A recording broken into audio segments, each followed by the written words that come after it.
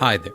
You're listening to the Hellenistic Age Podcast, Episode 37, Antigonid Macedon, Gennatus, and the Macedonian Anarchy.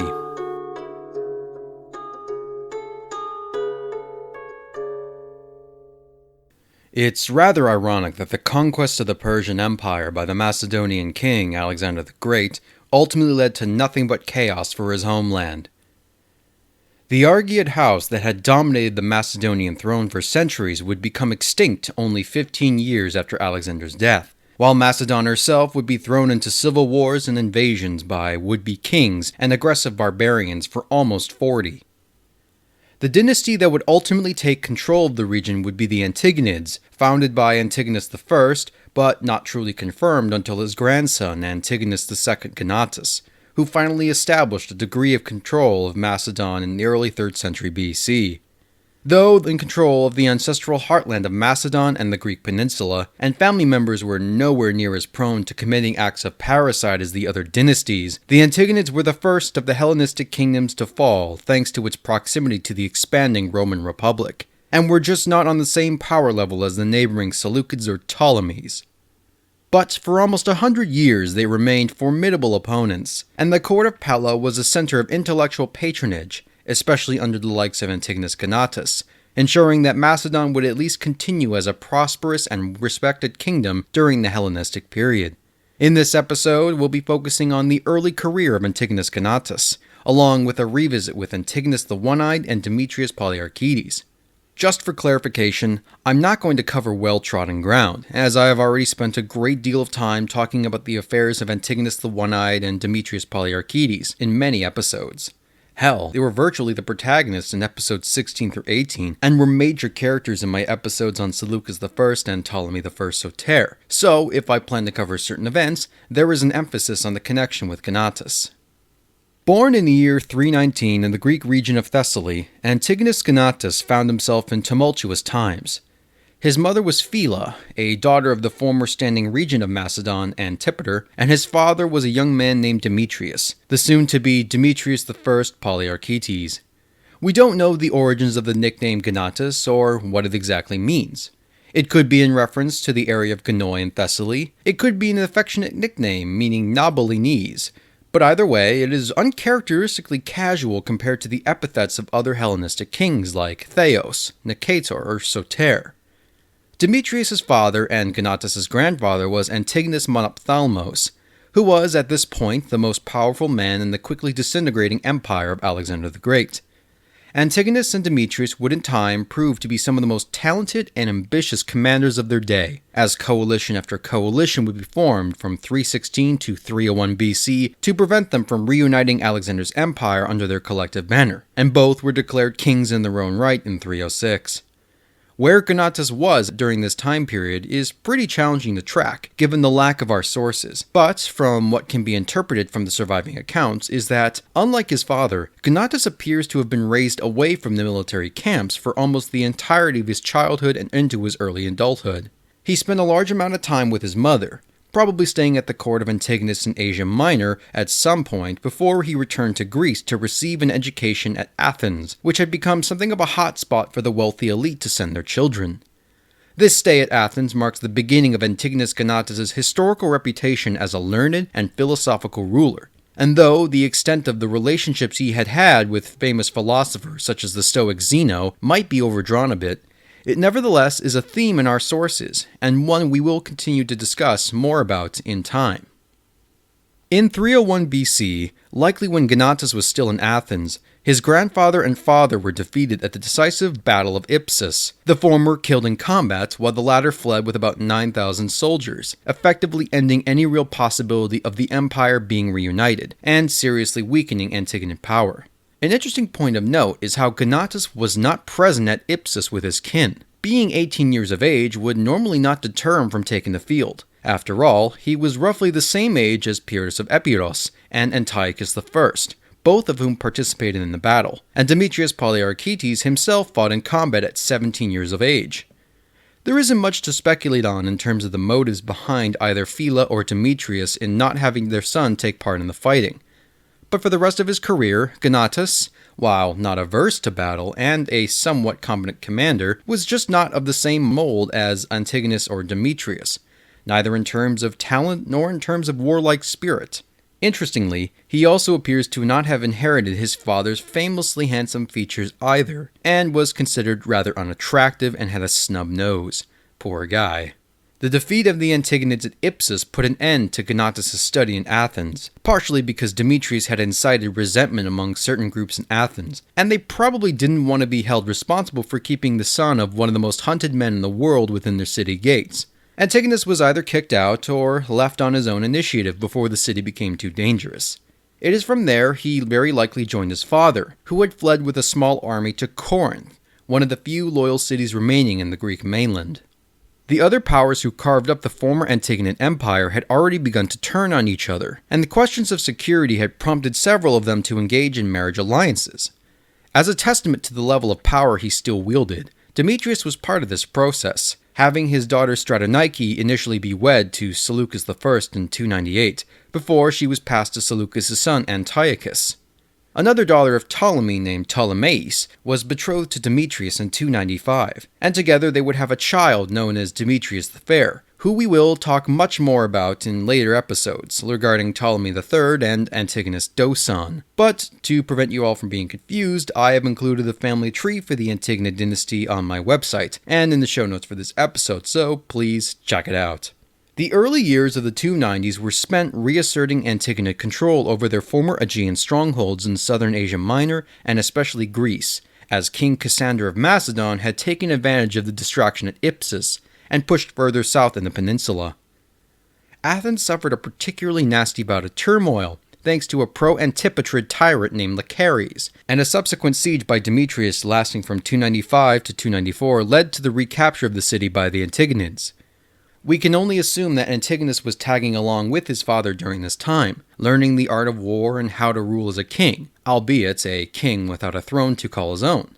However, his status as a renegade changed because of the troubles that Macedon faced with the ruling Antipatrid dynasty. The death of Cassander I and his eldest son, Philip, in 297 had caused the kingdom to be split between his two remaining sons, Antipater and Alexander, who would be under the care of their mother, Thessalonike. Antipater eventually murdered his mother, and Macedon was thrown into a civil war once again.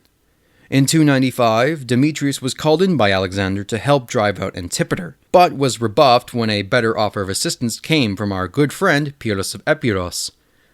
Probably fully aware of Demetrius' desires to claim Macedon for his own, Alexander tried to have him killed, but the plot was uncovered, and Alexander was assassinated in turn by Demetrius' bodyguards.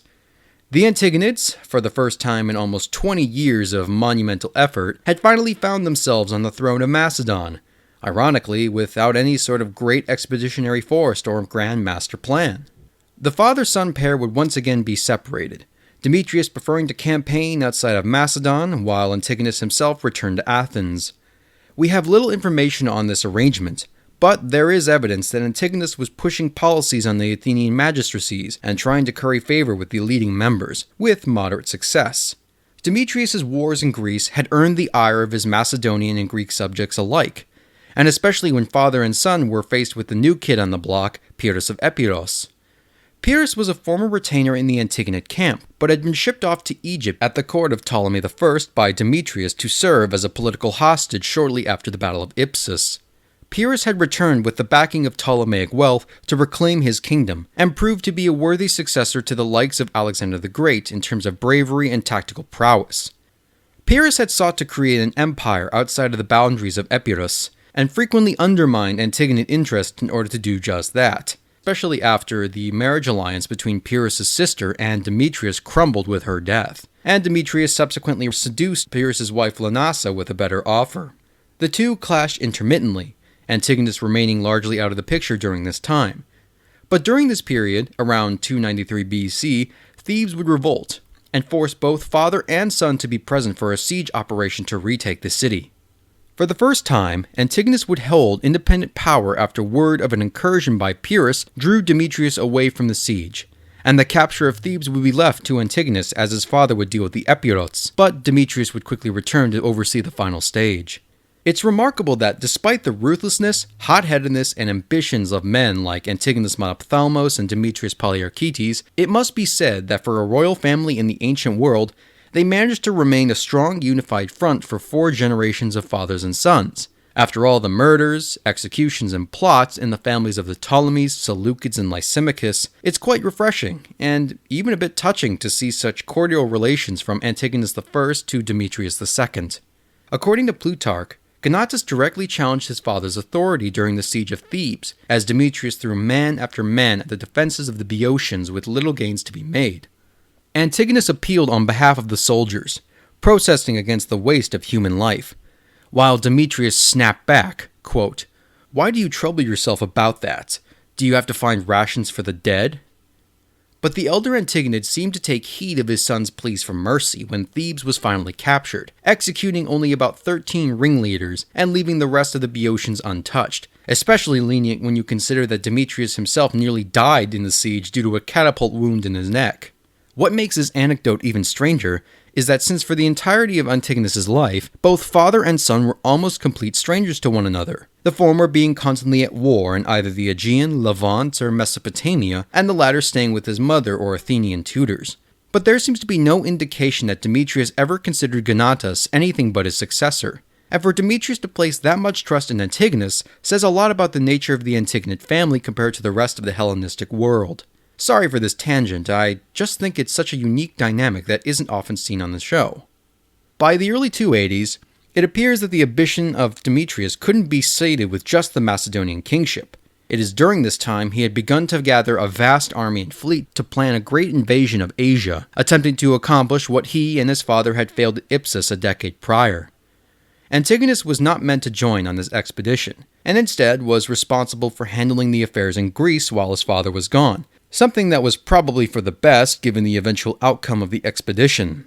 This prompted another alliance between the other successor kings, who did not want to deal with another Antigonid invasion alone, so the powers of Lysimachus and Pyrrhus were coordinated in a 2-pronged invasion force in Macedon, while Demetrius was out of the country in 287 BC.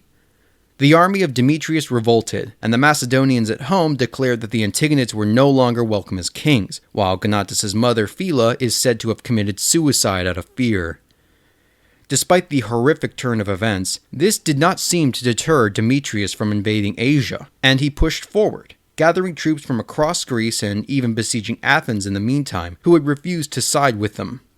Antigonus would be in charge of the rest of the Antigonid strongholds, and even managed to fend off Pyrrhus' plundering of Thessaly, while Demetrius embarked on his ill-fated conquest of Asia, which ultimately led him to a blundering defeat while in Seleucid territory. King Seleucus, deciding not to execute Demetrius despite protestations by Lysimachus, had offered him a position in his court as an extremely well-treated prisoner. This was accepted by the beleaguered Demetrius, who then promptly sent Antigonus his royal seal, declaring him the new king of any Antigonid realm, which at this point was very small. Demetrius would linger on in his velvet prison at the Seleucid court, drinking himself to death by 283-282. Meanwhile, Antigonus would take a bit of a backseat in regards to the major political developments in the Greek and Macedonian heartland, though Pyrrhus would certainly try to change that by attacking Antigonid holdings in Greece. The struggle for the now vacant Macedonian throne would be between Lysimachus of Thrace, Pyrrhus of Epirus, and Seleucus I. Pyrrhus would eventually excuse himself to Italy to deal with some unknown Italian barbarians in 283-282, and the final battle of the successors of Alexander would take place at Coropedium in 281, as Lysimachus was killed in action fighting Seleucus for control of Macedon. Unfortunately, Seleucus did not have long to enjoy his victory, as only a few months later he would be assassinated by the exiled Ptolemy Epiganus, who sped off towards Macedon to be declared king. Gonatas sought to take the opportunity to try and dislodge Carinus, believing that the situation was too unstable for the Ptolemaic renegade to properly establish his claim. But his eagerness got the better of him, and Gonatas was soundly beaten and routed in a naval engagement with Ptolemy's forces. In late 280, early 279 BC, Macedon would be rocked by an invasion of Celtic warbands, attracted to the instability and plunder of the Greek peninsula and Asia Minor. King Ptolemy Carinus had attempted to meet the Celts head-on with the Royal Macedonian army, but was unceremoniously defeated and had his head turned into a personal trophy of the war chief Brennus. This is a story we have encountered many times in the show, but we really haven't focused on the immediate aftermath of Carinus' death and the subsequent power vacuum that affected Macedon. The Celts did not attempt to seize the initiative, and were content with plundering the countryside of Macedon and hauling off their booty, and the Macedonian assembly had to scramble fast to get the political situation back in order. The first king was Meleager, a half-brother of Ptolemy Carinus who tried taking the throne back, but was quickly removed. Then there was Antipater Anticius, a son of the former Antipatrid king Philip. Much like his father, Antipater's reign was comically short, at a mere 45 days, and his nickname, Atesius, is in reference to the Etesian winds that blow in Greece for about 2 to 3 months, meaning his reign was just about as long as the season. He was quickly ousted by the army as being too inept of a commander, and fled to Egypt, just as a man named Sosthenes appears in our narrative. We know very little about him beyond his appearance in the Epitome of Justin, who says that he was a nobleman that led the mutiny against Antipater Atesius, and was essentially given the powers of the king, but does note that Sosthenes deliberately tried to avoid the title, preferring oaths to be sworn under him indicating that he was a general rather than a monarch. Sosthenes' rule managed to present a solid front against Brennus and the Celts, who decided to take their show on the road south into Greece and eventually into Asia Minor. But less than 2 years later, Sosthenes would die due to natural causes, once again leaving the throne of Macedon for the taking. In the interim of the Celts and Sosthenes' reign, several efforts were made to claim the throne of Macedon by different parties. Another was Ptolemy Epiganus, the only surviving son of King Lysimachus and Arsinoe II of Egypt. This young man believed that he had a claim over Macedon since Lysimachus had directly ruled it for about 5 years, and likely wanted to use the connections his father built up in Thrace and the Bosphorus. Unfortunately for him, nobody seemed to care, and he was sent packing back to Egypt, where he would eventually be killed for trying to proclaim himself king again. The other was Antigonus Gennatus, who never quite saw himself as anything but the Macedonian king since his father had been taken into Seleucid captivity, and is said to have directly clashed with Sosthenes at least once, but was defeated and forced to retreat. As luck would have it, a remnant of the Celtic warband that unsuccessfully tried to sack the Temple of Delphi, numbering around 15,000 troops and 3,000 cavalry, had crossed Antigonus's path near the city of Lysimachia in Thrace in 277 BC. The Celts sent ambassadors to the Antigonid camp under the pretense of extortion, ordering that Gonatas pay them tribute and provide them spies to help plan their invasion of Macedon, lest they decide to take action and add Antigonus's head to their collection along with that of Ptolemy Carinus's. Now, Antigonus was never a brilliant tactical commander, as can be seen with the many defeats he faced over the years up to this point, but he was very clever and knew how to bide his time properly. According to the story relayed by Justin, the ambassadors were invited to a feast, and Antigonus made sure that his finest treasures were fully on display, that the Celts would be shown the bounty of his stores of food and drink, along with opulent possessions like elephants and warships. The ambassadors returned to their camp, eagerly describing the plunder and curiously few defenses that protected the Antigonid force. In the dark of night, the Gallic bands streamed into the camp in a frenzy, but much to their surprise, it seems like it was completely devoid of any soldiers, but was completely packed with the treasure like the ambassadors claimed. While it did seem a little suspicious, the Gauls simply shrugged and began to gorge themselves on food and treasure. As they began to leave the camp laden with booty, the army of Antigonus Gennatus, conveniently hiding out in the nearby forest in the cover of darkness, had emerged and charged the would-be plunderers, slaughtering the lot of them as they tried in vain to flee. The crushing defeat of the Celtic warriors would prove to be one of the turning points of Antigonus's career. It would serve as a major propaganda boost to the legitimacy of Antigonus's claims as king. Coins bearing the image of Gonatas with the horns of the god Pan, and the reverse with a war trophy are likely associated with this victory in particular, and inscriptions in Greece associate him with being a hero, considering that they too had faced the wrath of the Celtic onslaught. Though now he truly had a kingdom to call his own, won by a successful military venture, Antigonus could not rest on his laurels just yet.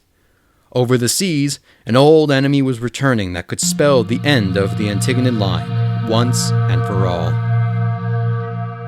Hi everyone, this is Scott from the Ancient World Podcast. If you want to learn the story of human history from the first civilizations down through the Hellenistic and Roman eras, then check out the Ancient World Podcast. Available on iTunes, Stitcher, TuneIn, Podbay, or at ancientworldpodcast.com. Thanks for supporting freeform independent podcasting. The declaration of Gonatas as King of Macedon in 277 was an affair long in the making. One of the first acknowledgments of his status as king proper would be from the Seleucid king Antiochus I. A marriage alliance between the now 40-year-old Gonatas and the likely 18-year-old half-sister-stepsister of Antiochus named Phila was arranged. Never mind that Phila was Antigonus' direct niece by way of his full-blooded sister Stratonice, Gonatas would notably refuse to marry anyone else besides her, in stark contrast to his very polygamous father, though he had previously fathered an illegitimate son named Halcyonius with the Athenian Hetaira Demo, so he didn't completely lack his forebears' libido. The Seleucids and Antigonids had previous grievances against one another, such as Demetrius Poliorcetes' capture and demise in Seleucid captivity, and the minor war between Antigonus and Antiochus during the latter's attempts to re-establish control over Asia Minor. But from this point on, Antigonid-Seleucid relations would remain very friendly for almost 50 years. No doubt both parties wanted to counter the growing power of the Egyptian king, Ptolemy II Philadelphus. Though he may have had the official recognition, this does not mean that Antigonus was in the clear to take the throne. The city of Cassandreia, founded by Cassander I on the former site of Potidaea in the Chalcidice, had been operating as a virtually independent entity for quite a number of years. Rich and powerful, it previously had been home to Ptolemy Carinus' mother and the former wife of Ptolemy I Soter, Eurydice. In 278, a comically evil man named Apollodorus had rose up and declared himself tyrant over the city, allegedly inaugurating his coup with the ritual sacrifice and cannibalism of a young boy among his fellow conspirators. Initially, he was considered quite popular among the urban poor vis-a-vis the gifting of money and goods. Obviously, they didn't know about the whole murder-cannibalism incident, but Apollodorus' facade quickly melted away as he armed Celtic mercenaries and turned them into his personal bodyguard and mobile torture unit, extracting every last drachme from both the wealthy and the poor through threats and acts of outlandish violence.